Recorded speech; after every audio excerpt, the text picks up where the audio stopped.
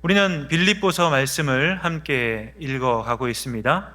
빌립보서 말씀은 다 아시는 것처럼 사도 바울이 빌립보 지역에 세웠던 교회를 향해 보낸 편지였습니다. 원래 사도 바울은 복음을 핍박하던 사람이었습니다. 그리스도의 도를 전하는 사람들, 그들을 잡고 그들을 죽이는 일에 가장 앞장섰던 바울이 부활하신 예수님을 만납니다. 부활하신 예수님을 만난 이 일이 바울의 삶을 바꾸게 하는 일대 사건이 되는 것이지요. 그래서 예수님을 핍박하던 바울이 예수님이 하나님의 아들이요 참 하나님이심을 전하는 사도로 살게 되었습니다. 이런 자기 인식이 빌립보서를 향해 보내는 편지 가장 서두에 나오는데요. 빌립보서 1장 1절 말씀을 함께 읽겠습니다. 그리스도 예수의 종 바울과 디모데는 그리스도 예수 안에서 빌립보에 사는 모든 성도와 또한 감독들과 집사들에게 편지하노니. 바울은 자기 자신이 예수 그리스도의 종이라고 말합니다. 하나님의 복음을 전하는 하나님의 사도로서 이 땅을 살고 있다라고 말하고 있는데요.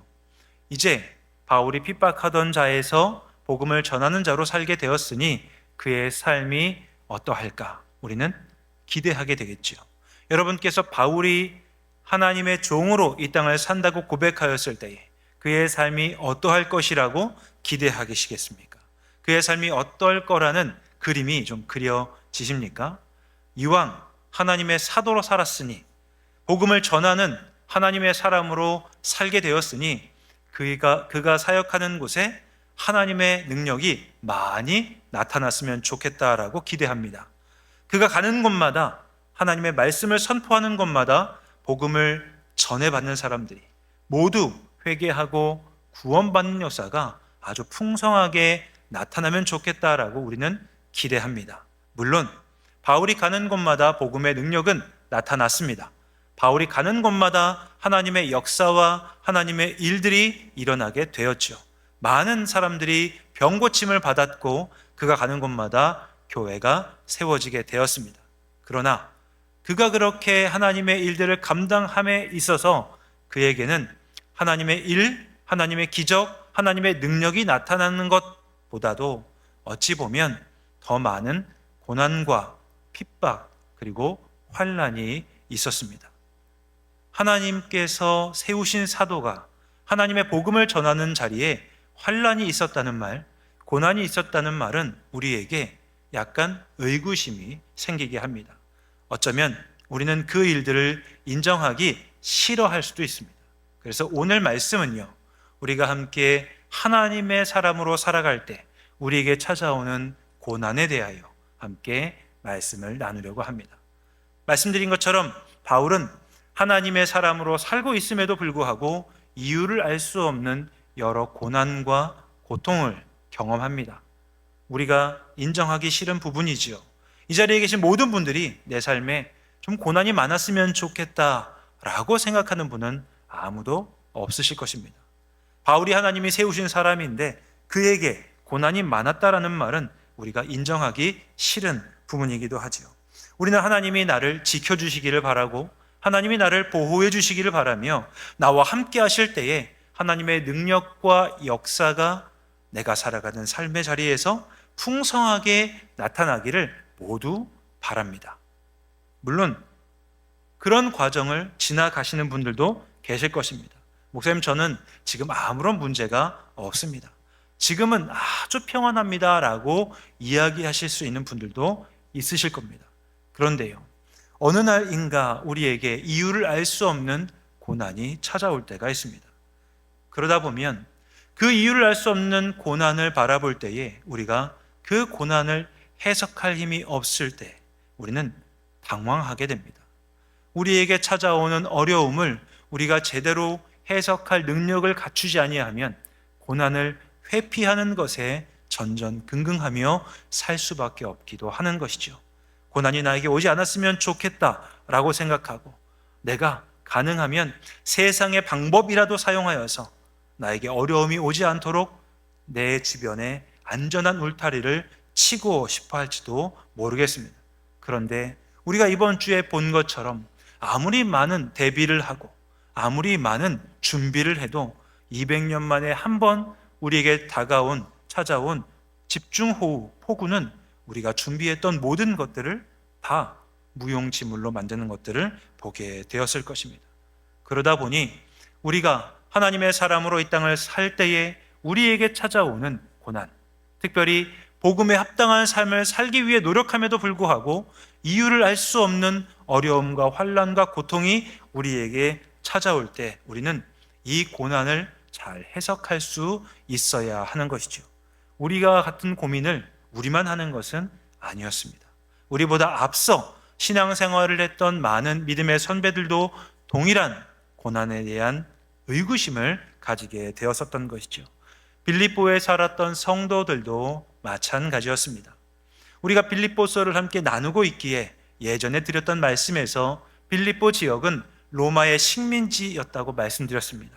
빌립보에 살고 있는 많은 사람들, 아니 대부분의 모든 사람들은 제국을 추구하라고 하는 그 제국의 최정점에 서 있는 황제를 주님으로 부르며 살았던 사람이었습니다.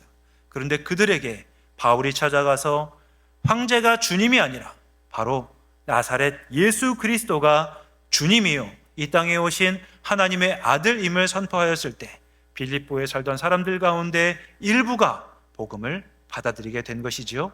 그들은 복음을 받아들이고 빌립보에 교회가 세워지게 되었습니다. 교회 안에 세워진 사람들, 교회 안에서 살아가는 하나님의 사람들은 복음에 합당한 삶을 살려고 노력합니다. 복음에 합당한 삶을 살기 위해 다른 사람들보다도 제국을 추구하지 아니하고 하나님을 사랑하고 이웃을 사랑하는 선택을 하게 되었죠. 그런데요, 이렇게 하나님을 섬기고 하나님을 믿고 있음에도 불구하고 그들에게 고난이 끊이지 않았습니다. 환난과 핍박이 빌립보 교회 성도들을 계속해서 찾아오게 되었습니다. 주변 사람들로부터 조롱당하고 비웃음을 당하면서 사회적인 관계가 끊어지고 경제적인 어려움 가운데 놓여서 그들은 신앙생활을 하고 있었습니다. 그러던 그들의 마음에 어떤 의문이 생기게 되었겠습니까? 하나님을 믿었는데, 하나님이 이 세상의 주님이라고 나는 믿음으로 고백하고 있는데 왜 내 삶에 환난과 어려움과 고난이 끊이지 않는가? 이 질문이 그들에게 당연히 생길 수밖에 없었겠지요. 하나님을 믿으면서 하루를 힘차게 시작함에도 불구하고 그들이 마주하는 현실은 그들의 기대를 저버리게 하는, 실망하게 하는 절망스러운 현장이었을 것입니다. 마치 하나님이 계시지 않는 것 같은 현실을 그들은 살고 있었기에 당장이라도 하나님을 외면하고 싶은 마음, 신앙을 버리고 싶은 마음이 그들에게 왜 없었겠습니까? 그들이 가질 수 있는 이 마음은 사실 성경에 기록되어 있습니다. 욥은 하나님이 사랑하시는, 하나님이 인정하시는 의인이었습니다. 그런데 어느 날 그에게 이해할 수 없는 고난이 연속적으로 찾아오자 그의 아내인 욥의 아내는 하나님을 욕하고 하나님을 떠나라고 이야기할 정도로 이해할 수 없는 고난은 우리가 가진 신앙의 의구심과 의문을 가지게 하는 큰 도전일 수밖에 없는 것이지요. 이러한 신앙생활 가운데 찾아오는 고난으로 어려움을 겪고 있는 사람들, 이들이 어떻게 그 고난을 이겨낼 수 있겠습니까? 바울은 먼저 그들보다 이러한 고난들을 경험했던 사람입니다. 바울은 성도가 어려움과 고난 가운데 신앙생활을 해야 함을 알고 있는 사람이기도 하였습니다. 그래서 성경에 나오는 바울의 고백들을 가만히 생각해 보면 바울의 삶이 형통하지만은 않았다는 사실을 우리는 어렵지 않게 확인할 수 있습니다. 바울이 고린도 교회를 향해 보낸 편지 가운데에 바울의 고백은 다음과 같습니다. 고린도전서 15장 31절 말씀을 함께 읽도록 하겠습니다. 함께 읽습니다. 형제들아, 내가 그리스도 예수 우리 주 안에서 가진 바 너희에 대한 나의 자랑을 두고 단언하노니 나는 날마다 죽노라. 고린도전서 15장은 바울이 부활에 대해 설명하는 장입니다. 죽음을 두려워하는 성도들에게 부활을 설명하면서 지금 나는 죽음에 이를 수 있는 위협과 고난과 환난 가운데 날마다 죽는 것 같은 고통의 시간들을 보내고 있다고 바울은 고백하고 있는 것이죠. 바울의 삶은 그냥 입으로 하는 이야기가 아니었습니다. 나는 날마다 죽노라, 이것이 평안한 가운데 인사치레로 하는 말이 아니고요, 날마다 자신을 협박하는 사람들, 날마다 자기에게 찾아와서 죽이겠다고 위협하는 사람들 가운데 살아가며 나는 실제로 죽음에 이르는 위협과 협박, 고단과 환난을 날마다 경험하고 있다고 실존적으로 고백하는 바울의 모습이 이와 같습니다. 하나님을 믿는 믿음을 가지고 이 땅을 살고 있는 바울이 믿음의 거장으로 우리에게 인식되지만 사실 바울에게는 신앙으로 인한 고민과 의문이 많았습니다. 그 중에 또 한 구절은 로마 교회를 향한 편지에 나타나는데요. 로마서 7장 24절 말씀에 스스로 바울이 자기를 돌아보며 또 신앙을 가지고 있는 사람들이 신앙의 현장에서 하는 고백을 함께 보시지요. 로마서 7장 24절 말씀을 함께 읽겠습니다. 오호라, 나는 곤고한 사람이로다. 이 사망의 몸에서 누가 나를 건져내랴.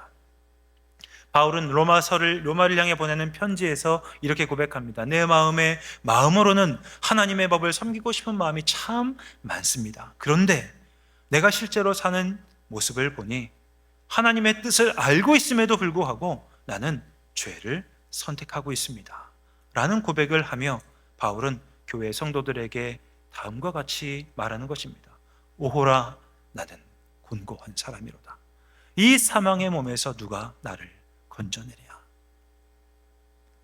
하나님의 뜻을 알고 있음에도 불구하고, 하나님의 뜻을 행하고 싶은 마음이 있음에도 불구하고 바울은 그의 삶의 현장에서 알게 모르게 죄를 선택하는 모습을 보여주다 보니 자신의 실존에 대해서 나는 곤고한 사람이라고 이야기하고 고백하고 있는 것이죠.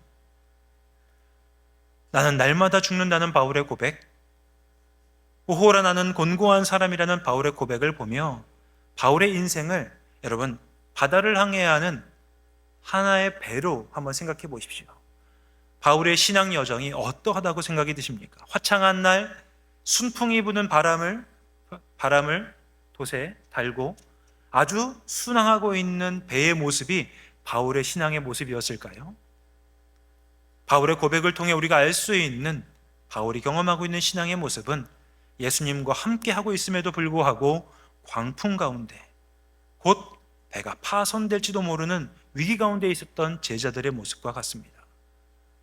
예수님이 갈릴리 호수를 지나가시면서 제자들과 함께 하실 때에 그들이 타고 있는 배에 광풍이 불었습니다. 그로 인해 그 배가 곧 뒤집어질 것 같은 위기를 맞이하는데요, 렘브란트가 이 장면을 그림으로 남기게 됩니다. 그림을 한번 보여주시지요. 갈릴리 호수의 풍랑 속에 있는 예수님과 제자들의 모습, 바로 저 배의 위태로운 모습이 성도가 이 땅에서 하나님의 사람으로 복음을 가지고 살아가는 삶의 현장이라고 생각이 드는 것입니다. 바울은 이 사실을 알기에 어려움 가운데 살고 있는 성도들에게 무엇인가를 알려주고 싶어 합니다.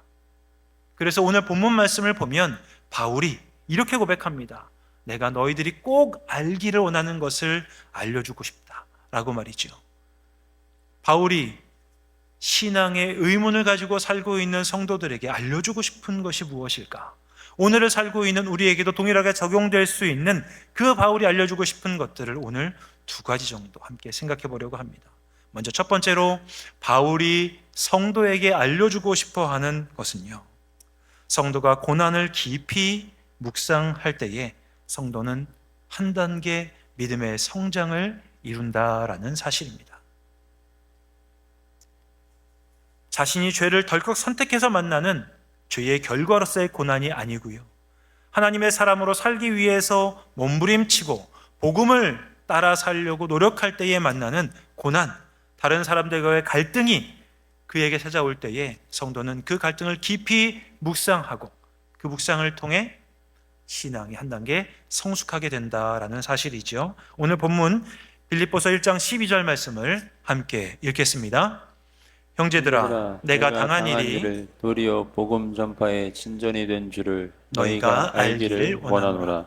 바울은 이야기합니다. 너희들이 무엇인가를 알기 원하는데 그것은 내가 당한 일이 복음 전파의 진전이 된 것, 바로 이것이다 라고 말하고 있습니다. 바울이 말하는 내가 당한 일은 무엇인가요? 그것은 구체적으로 13절, 14절에 나오는 내용이기도 합니다. 바로 나의 매임이라고 할 수 있는 감옥에 투옥된 사실입니다. 바울은 사역을 감당하는 가운데 복음을 전하는 사역을 하면서 여러 번 감옥에 투옥됩니다. 대표적인 예로는 사도행전 16장에 나오는 빌립보에서의 투옥입니다. 빌립보에서 귀신에게 사로잡혀 다른 사람들에게 점을 쳐주던 여인이 있었습니다. 이 여인을 종으로 두고 있던 사람들은 이 여인이 점을 쳐주는 일들을 통하여 막대한 수입을 올리게 되었었죠. 그런데 바울과 실라가 그들과 함께 있을 때에 이 여종이 바울이 하나님이 보내주신 사람이라는 것을 선포하면서 계속 소리치고 괴롭히는 일 때문에 바울이 그 여인에게 있던 귀신을 쫓아내줍니다.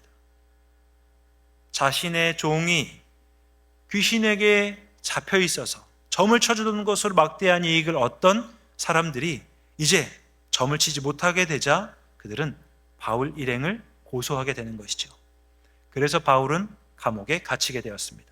이후에 사도행전 21장에 보면 바울이 예루살렘으로 들어갔을 때에 사람들의 고소로 인하여서 예루살렘 감옥에 갇히는 일들도 경험합니다.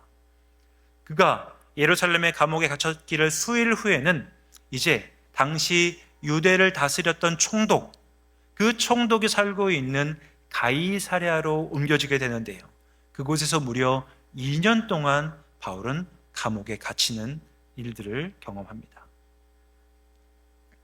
그곳에서 감옥에 갇혀 자신을 변론하기를 수년, 바울은 급기야 로마 황제에게 상소하기를 결정하고요. 그 결정으로 인해 로마는 오랜 시간 어려움 가운데 로마로 압송되게 되지요. 로마에 도착한 바울은 그곳에서도 감옥에 갇혀 그곳에서 생활하게 되었고 마지막에는 감옥에 있다가 목이 잘리는 참수형으로 순교하게 되었습니다. 바울이 말하는 내가 당한 일의 첫 번째는 바로 감옥에 갇혔던 일들, 그로 인한 고난이었습니다. 바울이 말하는 내가 당한 일 두 번째는 무엇일까요? 자신이 경험하고 있는 고난과 어려움이 많은 사람들에게 다 알려졌다라는 것입니다. 본문 13절 말씀인데요. 함께 읽도록 하겠습니다. 이러므로 나의 매임이 그리스도 안에서 모든 시위대안과 그 밖에 모든 사람에게 나타났으니. 바울은 우리가 살펴본 것처럼 하나님의 사도였습니다. 하나님의 일을 하는 복음을 전하는 사람이었죠. 그런데 그가 감옥에 자꾸 갇히는 모습을 사람들이 보는 것입니다. 억울하게 갇히는 모습들, 혹은 바울에 대해 잘 알지 못하는 사람들은 바울이 하나님이 함께 하시는 사람이라고 자기가 이야기하였는데 그 하나님이 바울이 감옥 가는 것도 막지 못해주네 라고 이야기하게 되었겠죠. 그가 하나님의 사람이라면 왜 전능하신 하나님이 그를 보호해 주지 않느냐고, 그가 전하는 복음의 능력이 그를 감옥에서 나오지 못하도록, 그런 나오도록 해주는 능력도 없느냐고 바울을 향해 수근수근하는 말들을 하기 시작하였을 것입니다. 바울이 처한 모습을 보면서 바울을 비방하는 사람들의 소리가 바울에게도 들렸겠지요. 그래서 바울은 나의 매임이 그리스도 안에서 모든 시위대 안에 있는 사람뿐만이 아니라 밖에 있는 모든 사람들에게도 다 알려져서 그들이 나를 보며 손가락질하고 수근거리고 나를 비방하고 정죄하고 있다는 이런 수치스러운 모습들을 자기가 당하고 있음을 이야기하고 있습니다. 교회 안에서 신앙생활하는 우리가 어려워하는 것 중에 하나가 나에 대해서 다른 사람들이 말하는 것 아니겠습니까? 그래서요, 우리가 신앙생활하면서 나의 연약하고 부족한 부분은 감추고 싶어 합니다. 내가 좀 잘된 일이 있으면, 우리 가정에 축하받을 일이 있으면 그거는 자랑스럽게 내놓고 싶어 하지요. 그런데 신앙생활을 하고 있다가 내가 이유를 알 수 없는 어려움을 만나게 되면 우리는 위축되게 되고 사람들이 그것을 알지 않았으면 좋겠다라고 생각하여서 감추고 싶어 하는데 바울의 연약함과 바울이 당한 일은 지금 모든 사람들에게 다 알려지게 되었습니다. 바울이 당한 일이 사람들로 인한 수군거림, 사람들의 입에 오르내리는 수치를 경험하고 있는 것이죠. 바울이 당한 세 번째 일은 무엇일까요? 그가 함께 동역하는 신앙 공동체 안에 그를 적대적으로 공격하던 사람들이 있었다라는 내용입니다. 오늘 보면 17절 말씀인데요. 함께 읽겠습니다. 그들은 나의 매임에 괴로움을 더할 줄로 생각하여 순수하지 못하게 다툼으로 그리스도를 전파하느니라. 바울에게는 호의적인 동역자들이 많았습니다. 로마서 16장에 보면 바울이 감사의 고백을 하는 사람들이 참 많을 정도로 바울을 돕고 바울을 위해 헌신했던 많은 사람들이 있었습니다. 반면 바울에게는요, 바울을 적대적으로 동역하는 사람들도 있었습니다. 바울을 비방하고 바울을 정죄하고 바울이 당한 상황을 사람들에게 오히려 부추기면서 바울은 하나님의 사도라고 할 수 없다고, 바울은 지도자답지 않다고 이야기하는 적대적인 공격자들이 멀리 있던 것이 아니라 교회 공동체 안에 있었던 것이지요. 훗날 바울은 자신에 대하여 나에게 육체의 가시가 있다라고 고백합니다. 사탄의 사자가 나에게 있다고 고백하면서 자기의 부족함을 고백하는 장면들이 나오는데요. 바울을 적대적으로 공격했던 사람들은 이런 바울의 약점을 집요하게 공격합니다. 그가 하나님의 사람인데 그에게 여전히 육체의 가시가 있는 것은 그가 하나님께 버림받은 증거다라고 이야기하며 바울을 공격하는 사람들의 공격이 있었던 것이지요. 이것이 지도자요 사도인 바울이 당한 일이었습니다. 이런 당한 일이 복음의 진보가 되고 있다고 바울은 권면하고 있는 것이죠. 바울이 보낸 편지에 바울이 이처럼 당한 일을 통하여 복음이 오히려 전파되고 있음을 바울은 말합니다. 바로 이 지점에서 우리는 멈추어 보고 바울이 당한 고난을 묵상해 보아야 됩니다. 여러분, 우리가 바울이 당한 일 가운데 하나라도 당한다고 한다면 우리가 신앙생활을 유지할 수 있겠습니까? 바울이 고백하고 있는, 바울이 당했다고 말하는 것 중에 단 하나라도 우리에게 찾아오면 우리는 욥의 아내처럼 하나님을 원망하고 교회를 떠날지도 모르겠습니다. 내가 속해 있는 신앙 공동체, 내가 얼마간 있었든지 상관없이 교회를 떠나는 선택을 할 수도 있겠습니다. 그런데 바울은 이런 일들을 당하면서도 지금 편지를 씁니다. 빌립보 교회에서 신앙의 의문을 가지고 있는 성도들에게 내가 당한 일이 복음의 진보가 되고 있다는 이야기를 그들에게 하고 있는 것이죠. 신앙생활을 하고 있는 우리, 여러분께서 힘든 이유가 무엇이겠습니까? 우리가 살고 있는 가정에서, 우리가 살아가는 삶의 현장에서 하나님이 살아계시지 않는 것처럼 느껴지기 때문 아닙니까? 하나님보다 세상이 더 강해 보이고 하나님의 말씀을 따라 살았더니 오히려 나에게 핍박과 환난과 고난, 갈등이 찾아올 때 우리는 내가 신앙생활 하는 거 맞는지, 하나님이 정말 살아계신 것인지 의문을 가질 수밖에 없는 것 아니겠습니까? 빌립보 교회 성도들도 그러했다는 것이지요. 복음을 받아들이고 하나님의 마음에 합하게 살아가고 있는데 그들에게 환난과 고난이 끊이질 않습니다. 그들을 향한 손가락질은 멈추지 아니하고 사람들이 그들을 보며 비웃습니다. 하나님을 아는 사람들은 그들을 보며 미련하다고, 하나님을 모르는 사람들은 그들을 미련하다고 하고, 하나님을 알고 있는 사람들은 왜 그렇게까지 섬기며 헌신하냐고, 그냥 적당하게 예배만 드리면 되지 않느냐고 이야기하는 소리들이 그들에게 들리기에 빌립보 교회 성도들의 신앙은 지금 위기 상황 가운데 있는 것이죠. 그들이 처한 고난 때문에 그들은 신앙의 경고등이 켜진 상태인 것입니다. 그런데 그들에게 그들보다 앞서 믿음 생활을 하고 있는 바울의 고난이 전해지는 것입니다. 바울이 하나님의 사람인데, 바울 선생님이 분명히 하나님의 사도인데 왜 선생님은 감옥에 갇히는 것일까? 왜 그분의 수치가 모든 사람들에게 드러나는 것일까? 왜 하나님의 복음을 전하는 그분을 적대적인 사람들이 비난하고 정죄하는 모습들을 보여주는 것일까? 바울 선생님은 어떻게 그렇게 어려운 일들을 견뎌내고 있는 것일까? 라고 하는 질문 가운데 그들은 큰 깨달음을 얻게 됩니다. 하나님의 복음에 합당하게 신앙생활을 하는 성도에게는 고난이 끊이지 않는구나. 하나님을 따라가는 신앙의 길에 갈등이, 그리고 복음으로 인한 싸움이, 그로 인한 고난과 핍박이 계속되는구나라는 사실을 그들은 깨닫게 되었습니다.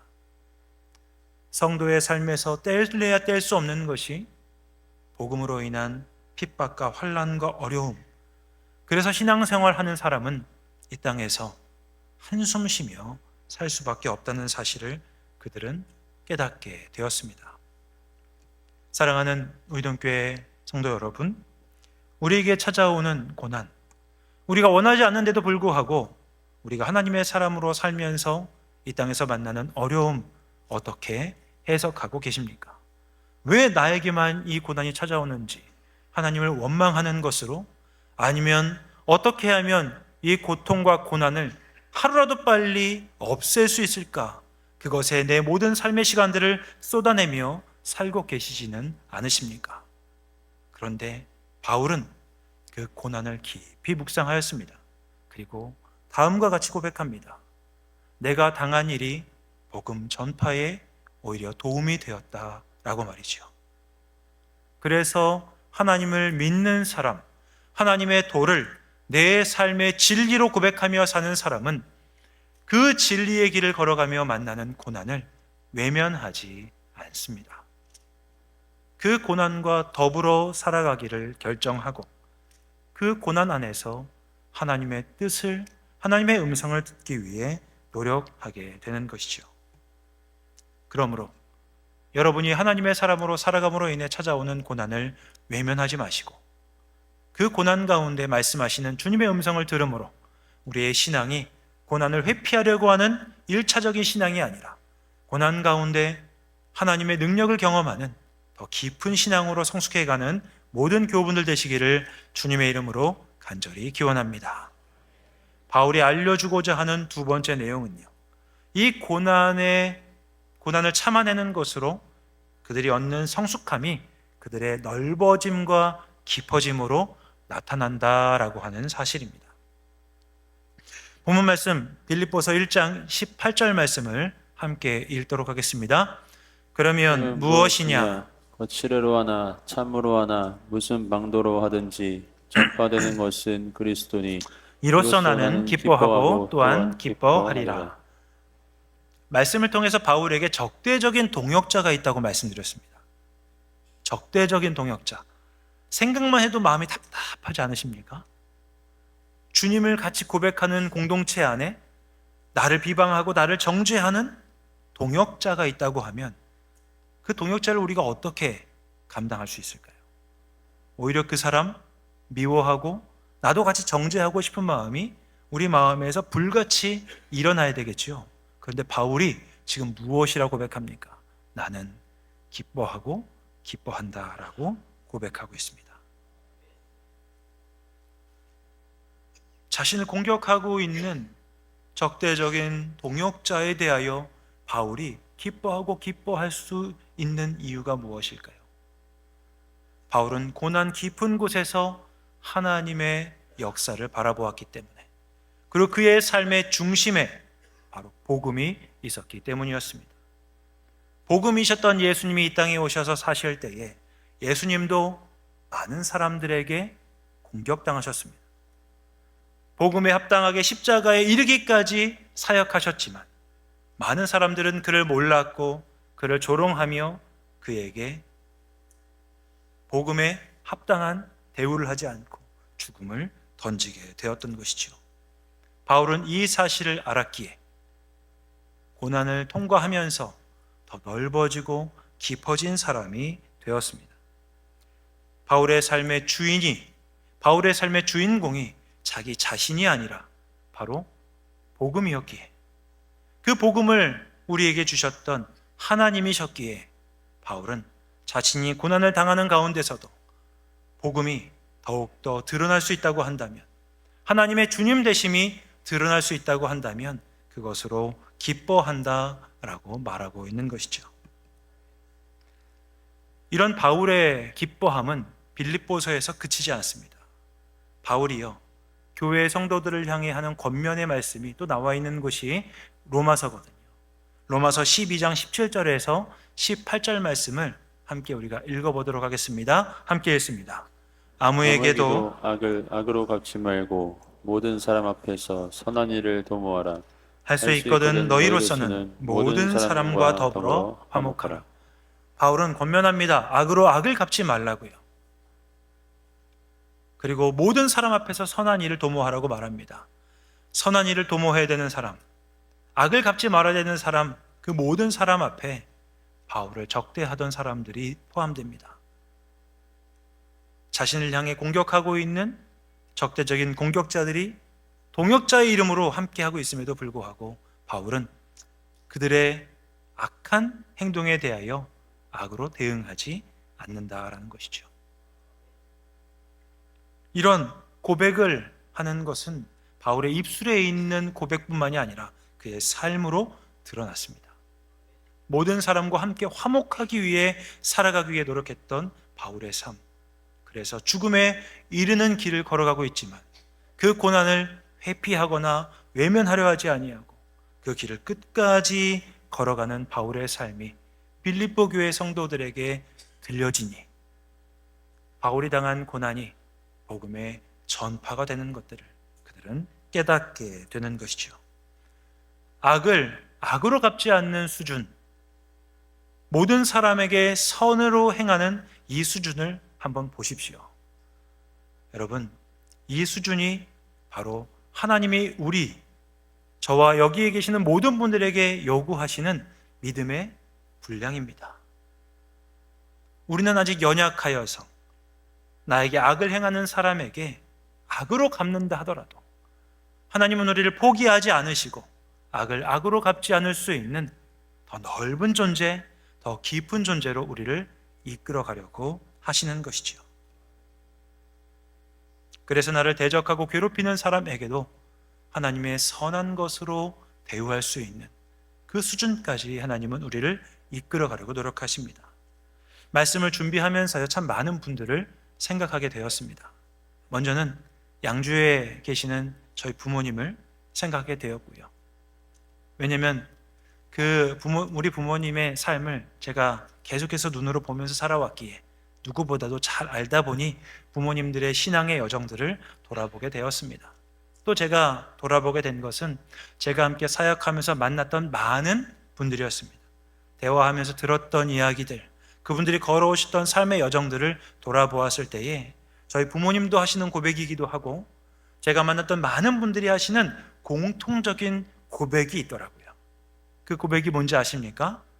그 고백은 다음과 같은 것입니다. 모든 것이 하나님의 은혜입니다. 예전에는요, 전 이 이야기를 그냥 하시는 줄 알았습니다. 그냥 인사치레로 하시는 줄 알았습니다. 모든 것이 하나님의 은혜지. 그런데요, 제가 50년 가까이 인생의 길을 조금씩 걸어오다 보니까 그 길을 걸어오면서 많은 분들을 만나고 그분들의 삶을 돌아보니까요, 이 고백이 그냥 나오는 고백이 아니더라고요. 그분들이 그렇게 걸어오셨던 모든 삶의 여정 가운데 수많은 고난과 환난과 핍박, 당장이라도 하나님을 버려야 될 것 같은 고통이 많았는데도 불구하고 그분들이 그 고난의 자리를 지나오시면서 그 안에서 하나님을 만났기에, 그리고 그분들의 신앙이 날마다 점점 더 성숙해 오셨기에 모든 고난을 지난 이후에 그분들은 모든 것이 하나님의 은혜야 라고 말하는 고백을 하시게 되었습니다.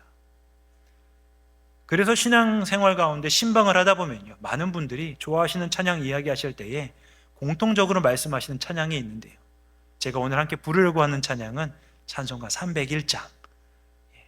여러분 다 아시는 찬양이죠.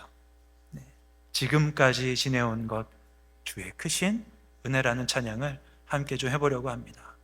이 찬양을 할 때에 여러분 지금까지 걸어왔던 여러분의 삶을 돌아보셨으면 좋겠습니다. 하나님 사람으로 살아가기 위해 노력했는데 그로 인해 내가 경험했던 고난과 어려운 시간들 생각하면서 함께 이 찬양을 하도록 하겠습니다.